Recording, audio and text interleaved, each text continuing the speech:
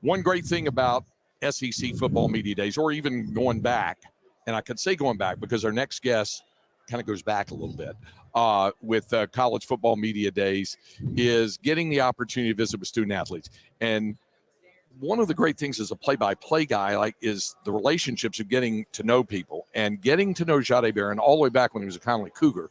Nevertheless, now one of the gray beards, old heads. Is that what your teammates still refer to you as? Not really. You know, it's a few ones they joke like that, but not much. Not much. Yeah. You obviously had to fight through injuries. You drew so much admiration for what you did playing in the second half of the Houston game. We were told point blank, Jahdae will not play today, and all you did was play lights out in the second half when you came out there. So, what does it mean to you to know that so many folks were thrilled and relieved to see you be able to contribute like that, and now here you are back to lead this group again?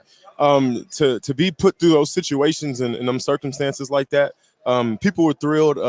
I'll give you two honest opinion. I kind of failed myself to a standpoint, just on my mindset and how I went about the business and how I went about going through those adversities and things like that. I feel like I could have been more positive with myself. I was kind of so negative at times and just kind of trying to figure out why am I going through these things and things like that. But at the end of the day, I think I changed my perspective and I seen why I was going through those things, because God knew I can handle those things. But at the time, I didn't see it for that.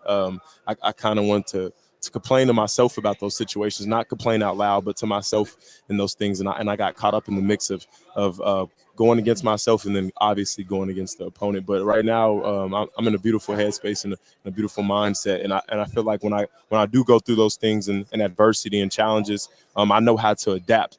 And I know who to lean on and put all my trust in God. I was going to ask you if you've ever had a negative day in your life. Apparently you have, but you've internalized it pretty well. Yeah, you're somebody that a lot of people, when you talk to Texas Longhorn fans, if Jahdae's out there, good things going to happen. You've been able to move from position to position. Whatever's been asked of you, you've been able to handle that. So going into this season, I'm not going to ask you what position you're going to play, because that's probably still underneath and still trying to get figured out. But getting yourself ready to be as versatile as you are, what do you attribute that to?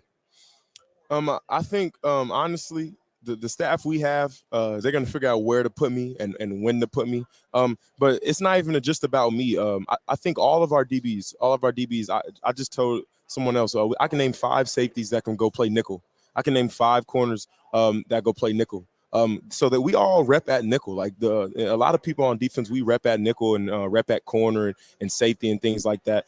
So we have a versatile staff. Like that's what they like. They like versatile players, and we recruit versatile players, and they develop versatile players. So when they develop me, honestly, I can go play anywhere, and I'm down to go play anywhere that'll help benefit the team. I asked you last year on a post game if there was one you preferred over the other, and I don't even remember the answer because you said you liked playing the ball. Yeah, I just like playing. You know, being on the field is amazing and a blessing. So when you're looked at in terms of that leadership role, because, and it's been well documented how there were times because of injuries and being way down in the numbers that the secondary gave up some plays last year. Mm-hmm. So how important is it to you as a leader of this group and a group that there is a statistical as well as practical step up from what you had a year ago?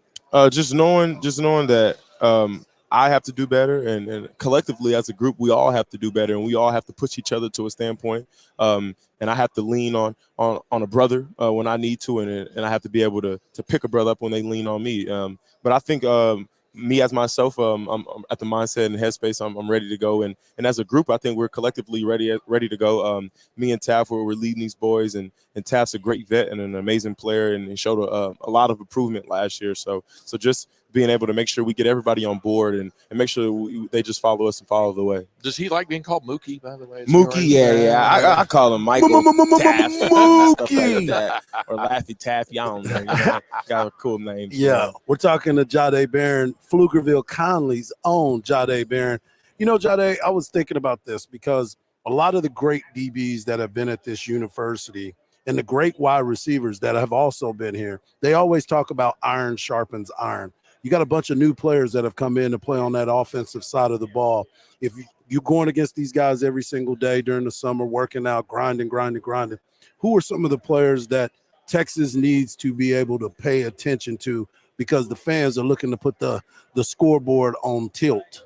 I would say just have their eyes open for everybody. All the receivers are electric. Coach Sark only recruits electric players, and he only develops people to be electric. So I say the entire group is electric to me, and y'all should be excited for the entire group. I like that. You've been here, like we said, for a bit, and through more than one coaching staff as well. Now more than one conference. That's kind of a rarity. How excited are you about this whole new world of the Southeastern Conference?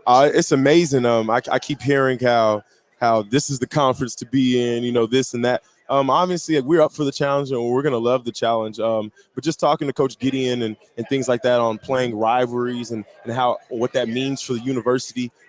We have a few rivalry games this year, so that's going to be amazing, and how we go about it. But playing all these new teams is going to be amazing and a wonderful opportunity. It's been great talking to you, man. I know you got to do this car wash thing where everybody gets you a chance to talk, but we appreciate you taking the time and spending some time, and best of luck this year, man. I know this is the time for you to shine. Most definitely. I'll see you in Austin, Texas soon. Now, before he goes, take off one of your shoes. Man, we're going to see this shoe. I want everybody to understand. It just means more in the SEC. These not Crocs. These called Marnies.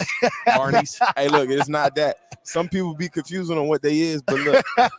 There's no confusion. Look, money talking, BS walk. Hey, there he is. My man is here already. Thank you. Jahdae Barron with us. We'll continue on Sports Radio AM 1300 The Zone and the iHeartRadio app. Welcome.